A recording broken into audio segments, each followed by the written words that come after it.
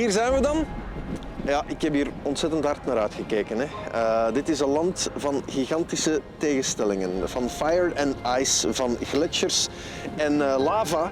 En van een bijzondere gastronomie en een nog meer bijzonder volkje eigenlijk. Dit is IJsland, een bestemming die al jarenlang op mijn bucketlist stond. Hoe zat dat bij u eigenlijk, schat? Ja, ik hou enorm van de magie die ontstaat wanneer dat de twee polen samenkomen. Zoals dat je zegt, fire and ice.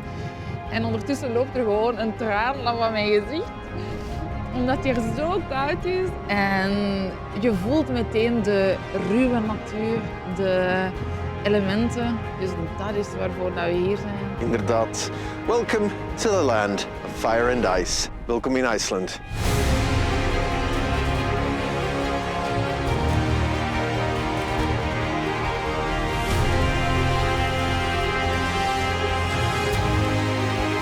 Het is bitterkoud in IJsland. En dat is ook normaal, want wij kozen ervoor om tijdens de wintermaanden naar het noorden van IJsland te reizen. Het maakt het landschap des te magischer. Welkom bij Lucky Bastards in IJsland. En hoe kan je je dag beter beginnen in IJsland dan met een geweldige tocht op de sneeuwscooter?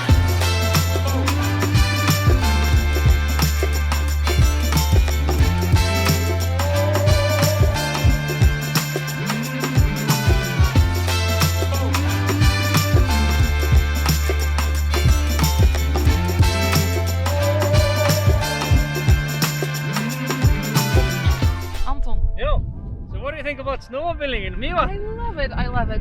So this is the forest. This is an Icelandic forest. Really? Yes, this is my forest. These are trees, and if you have more than two next to each other, that's a forest. So that's the end of the discussion. This is a forest. No. What do you do when you get lost in the forest in Iceland? You get lost in the forest. Yes. What do you do? You stand up. Yes, stand up!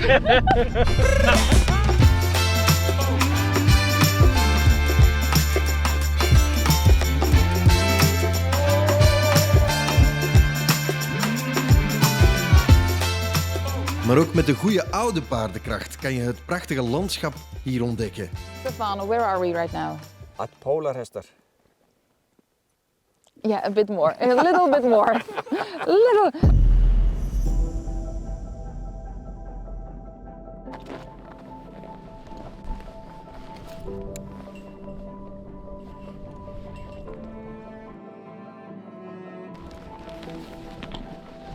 Right, there you go.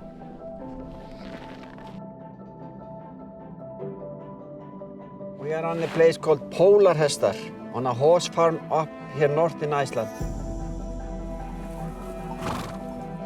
We have been making a horse riding tour for people from 1985, so we are one of the oldest horse rental company in this area. They were brought in from Norway in beginning with the Viking, which often say 874. They came here, and they have been isolated for a long, long time, and this is why they are more special. Are you ready? Yep, I am. Amazing.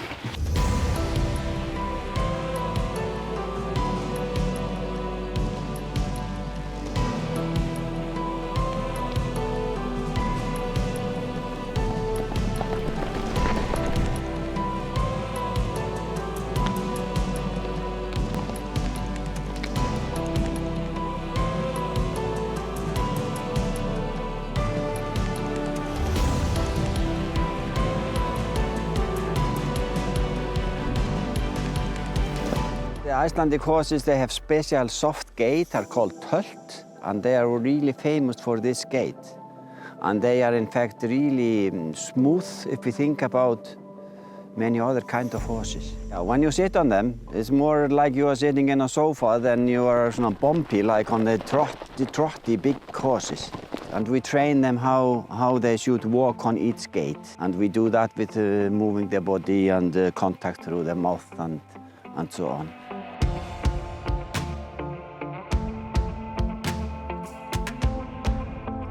So can you explain a bit more about where the gait comes from? They are natural, in fact. The gait are natural, because if you look around and you see the landscape, I mean, they used to walk in different landscape, They are not always growing up on a flat field, and this way they are more soft in the body, in fact.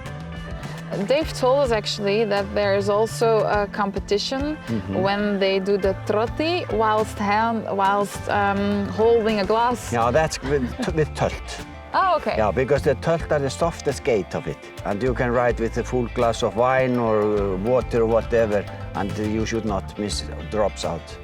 Wat denkt de schat? Wil je dat eens proberen?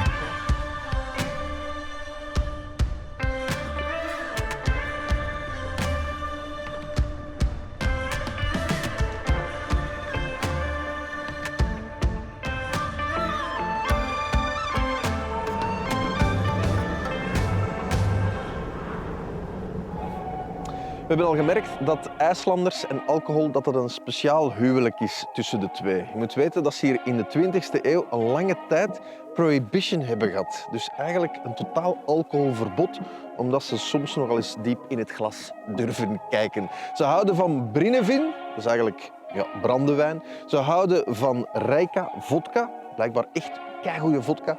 Maar wat ze hier de laatste jaren vooral zien, is de totale explosie van brouwerijen. They love their beer. En ze durven het laten proeven aan 2 Belgen. Ja, maar pas op, dat vikingenbier kan misschien wel iets anders proeven. Ja. Wist jij dat trouwens een van de eerste vikingbieren, hoe dat heette? Dat was vikingpis. Is dat echt? Nee. Ah, Leon. Echt. Kom maar naar binnen. Dus voilà, ik dacht, ik neem Ben en Sofia een keer mee naar een microbrouwerij. Een vrij nieuw gegeven hier in IJsland van de laatste jaren. Om een keer een paar lokaal gebrouwen biertjes te gaan checken.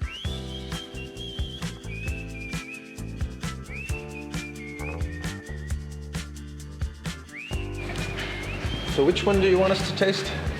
I think it's best to start with our Czech-style Pilsner. Czech style. Yeah. Okay. So it's a lager fermented beer, but it's brewed by the Czech Pilsner tradition. And this one is 5% alcohol and unfiltered, so we're gonna try it straight from the vats. You've done this before? Yeah, a few times. You guys Cheers. have a special pronunciation because it's not just skull, it's skull. Yeah, it's a skål with Skål. a with the dot over it. But for example, in other Scandinavian countries, it would be skål. All right. Yeah. I'll stick to skull. Yeah. You know, where we come from, we say skål. Oh yeah, so it's similar. So similar. basically the same thing. Let's try it. Yep, let's do.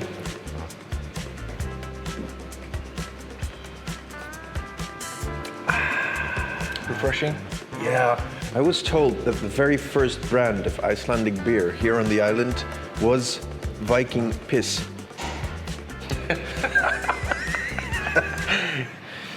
No comment. Skål. Skål.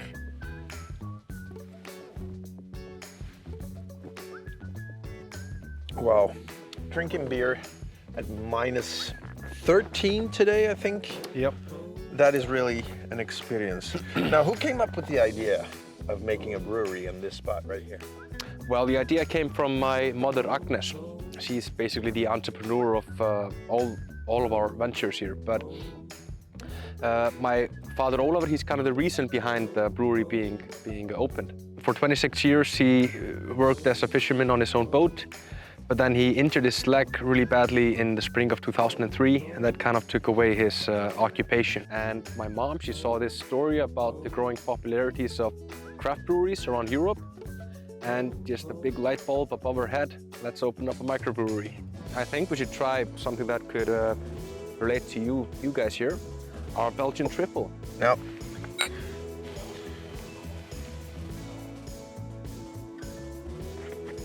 so you travel for 3 hours with a plane.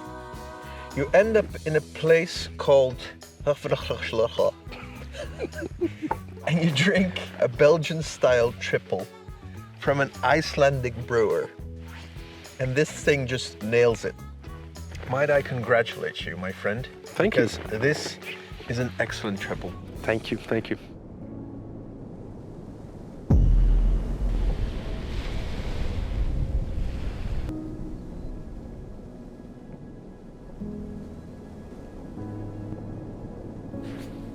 zeggen eigenlijk? Nooit al eens in bier gebaat?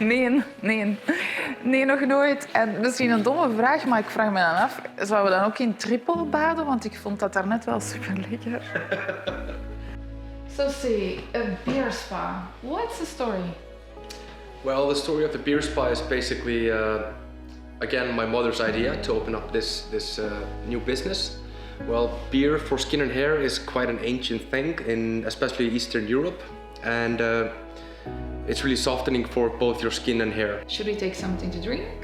Of course, but there's a draft next to each bathtub, so you'll have plenty to drink next to the bath. Okay. Yeah. You just say one? Well done. Yeah.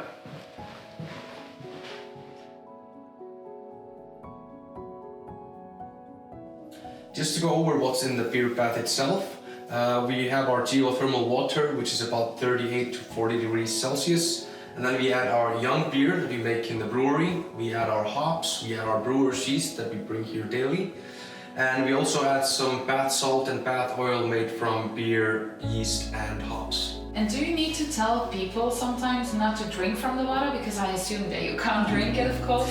Well, yeah, sometimes we have to explain that to people, but then they find out real fast that we have a draft for each customer and each person that's gonna lay in the bath. So I'd recommend drinking from this and not from the bathtub itself.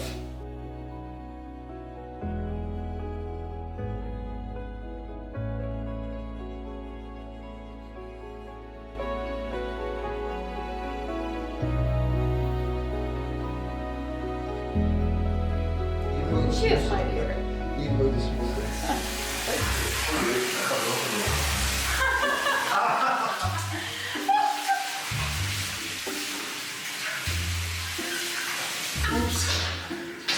That's okay. Dat is maar bier.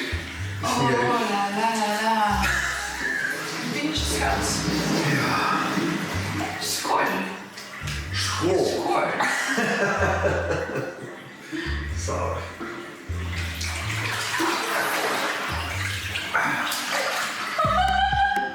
Oh, nadat je in mijn gezicht geboord hebt.